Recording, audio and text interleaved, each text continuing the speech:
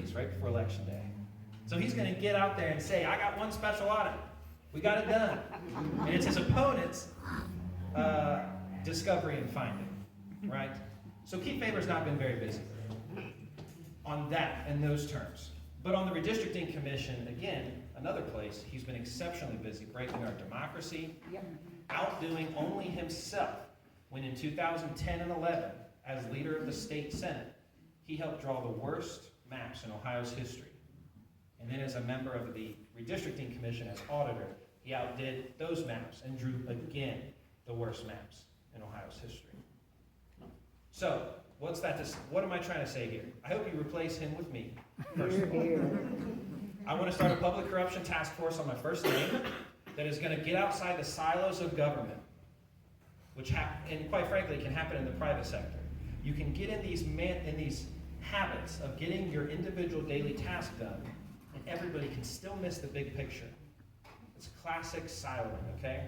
And under poor management, under the heinous Dave Yost, and now Keith Faber, I just suspect that the reason we don't have a lot of investigations in Ohio is not just partisanship, but we have silos that have been intentionally put in there that we need to break up. And two, I want to give you fair maps, Mansfield. I want to give you fair maps.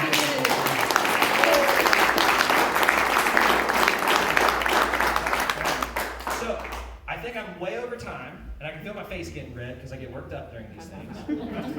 But I want to say, I know I'm over time. My manager keeps giving me stares back. But nevertheless, look, I made him back out in one sentence. I'm sorry. So, I want to finish with some important things.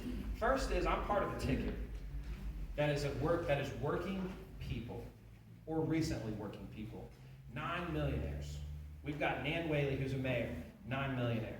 It's been a while since a non-millionaire has been a major party ticket holder, lead of ticket in Ohio. And then you've got folks like Scott Schertzer for treasurer, who was a teacher before he was mayor. His wife's a teacher. Jeff Crossman was raised by a single-parent household, is an attorney, but didn't practice long enough to make a ton of money, sorry to him. And his wife's a teacher, and he's a state representative. And as much as we like to hate on state representatives, quite frankly, a lot of us in Ohio make more than our state representatives, so he's no millionaire either. And then I was raised by a hardworking single mom, and I like to say all the time, there's a lot of folks who don't like to talk about their salary. I put it out there.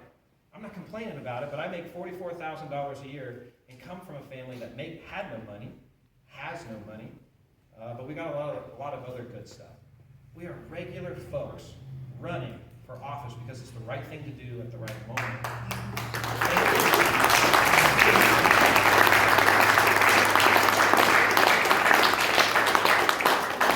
And we are running against a criminal class of politicians who have been around forever.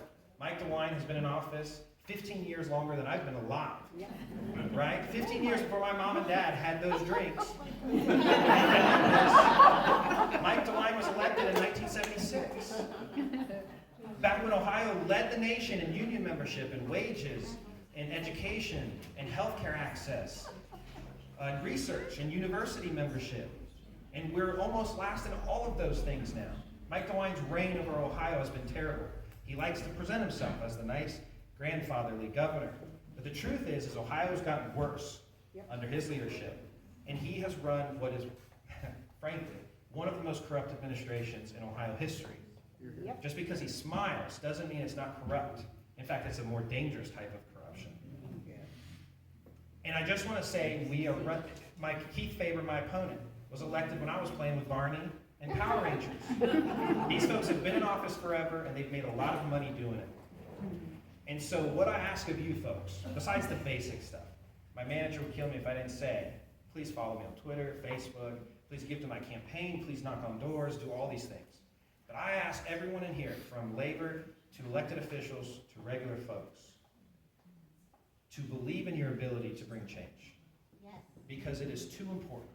Our democracy shivers and shakes. And quite frankly, I think some of those shivers began in Columbus, Ohio, when they began breaking our maps 10 years ago and passing extremist legislation. Columbus paved the way to what we saw on January 6th.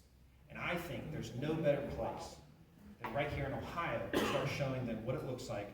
Regular folks want a better state and better future. So I ask you to please don't give up. Please stay hopeful, and let's go change Ohio. How's that?